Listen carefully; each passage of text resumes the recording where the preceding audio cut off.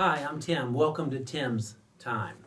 Well, we're into our new year, week number 2 of it. Last week we talked about taking a new journey and leaving some stuff behind, and now we're going into this new year, new world, and we're excited about it. I'm looking at a quote that I scribbled down on a scratch sheet of paper.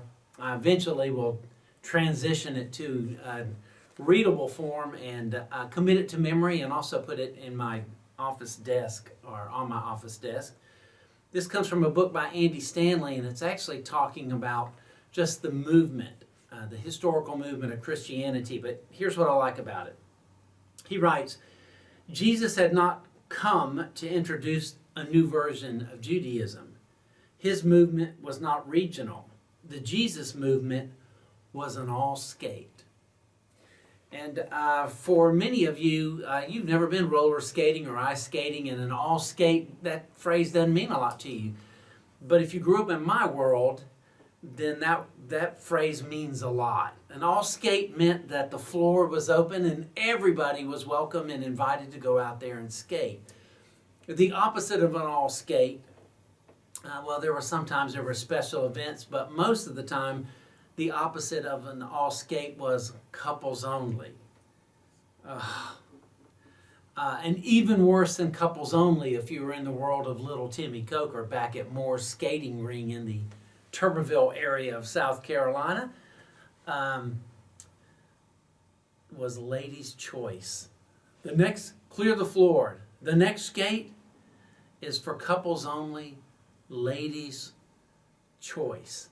And what that really meant was, like, the 8 pretty girls who were in the skating ring, they were out there on the floor skating around with the guys of their choice. The rest of us were sort of over in the corner. You know, it's like it's time to supersize our combo now because we ain't going anywhere out there anytime soon. They're going to turn the lights down and they're out there skating. All the lovers are skating, and people like me who just weren't all that attractive, we were just kind of in the corner waiting for those magic words. And now the next skate is all skate. What in the world does that have to do with my 2020, Tim? What does the world have to do with the historical movement of Christianity? Or what does an all skate mean for me? Just this. Spiritual growth and development is an all skate.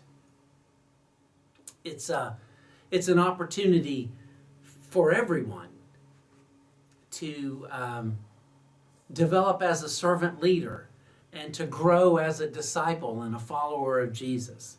You got to pay a price and you got to make some investment. We're going to talk about that over the next few weeks. And you've got to make some changes if you're going to leave something behind, like we talked about last week, and embrace something new. You can't do the same stuff, but it's still available.